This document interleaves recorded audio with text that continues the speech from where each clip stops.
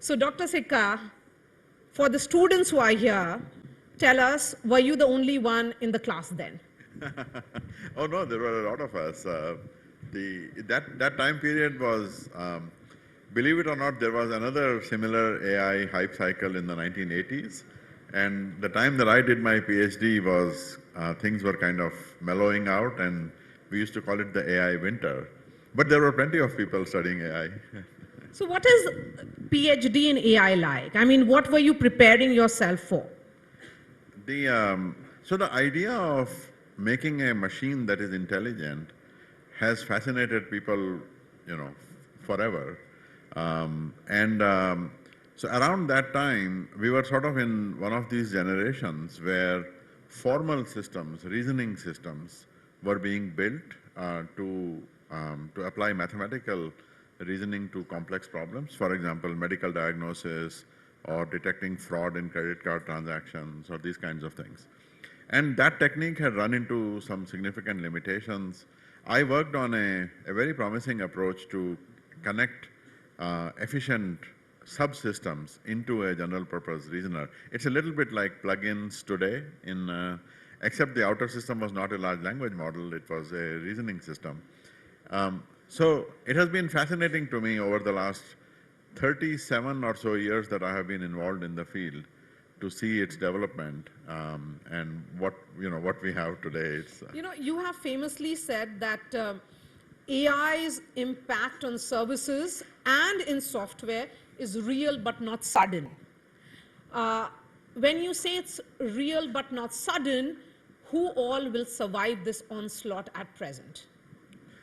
So it is there are two sides to this coin, or tale of two cities, or whatever metaphor you want to use. On the one hand, with AI today, it is possible for a person to be so incredibly more productive with whatever they need to do.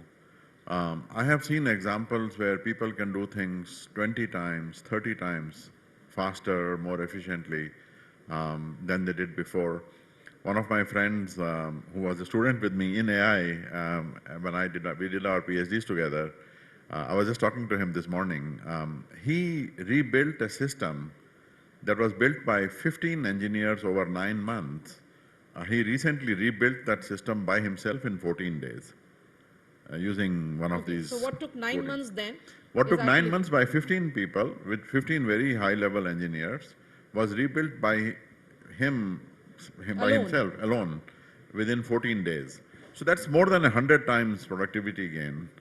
So this is possible today. On the other hand, there is also, if we don't go after these new opportunities, so you can do with that kind of a power, you can do unprecedented things. But on the other hand, the kind of work that we do, the routine work, the knowledge work, that can now also be done much more efficiently. And so there is clearly a disruption there. So both of these truths are there at the same time. Because you have highlighted the fact that what was being done by 15 individuals is now being done by one person, and in just 14 days. Earlier it was in 9 months. So is AI taking jobs, replacing humans? So it is doing both. It is creating opportunities for completely new kinds of things that were simply not possible before. And also it is making certain kinds of work completely unnecessary. And both of these are happening at the same time. So it's like a creative destruction that is happening at hyperspeed. So the important thing is to focus on what is it that is possible to do now that is of value. And so I'll give you two examples. One is that at the same time that this friend of mine, did his work 100 times more efficiently, there are also people who don't see the benefit from AI because they end up making more mistakes. They don't end up catching the mistakes, and then fixing the mistakes that AI makes takes them longer than it would have taken them to do the whole thing from scratch, etc. So I think the statement there is that in the hands of people who understand how to use this, it is an incredibly powerful tool. The second thing I want to say is that you can do completely new kinds of things before. And one of my customers, it's a large distributor in the Middle East.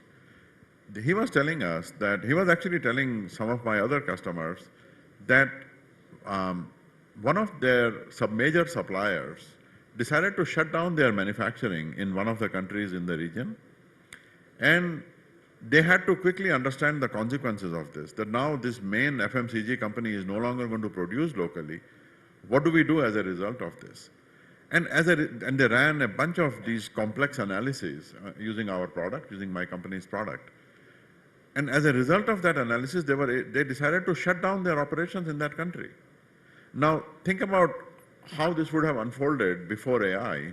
You would have maybe somebody shuts down their factory, you hire, expensive consultants, and you say, guys, what are the consequences of this? You pay them millions of dollars, 3 months later they come back and give you this analysis. Instead, you're doing this within 5 minutes, within 10 minutes, and you take such a major decision. So work that was done by, if you wanted to even do it, would be done over months by teams of people, can now be done in minutes. So then the question is, what can you do with this? What powerful things can this enable for you? Yes. So I think, I am an optimist and an entrepreneur, and I like to think of what is it that we can do with this, rather than what things of the past will it disrupt.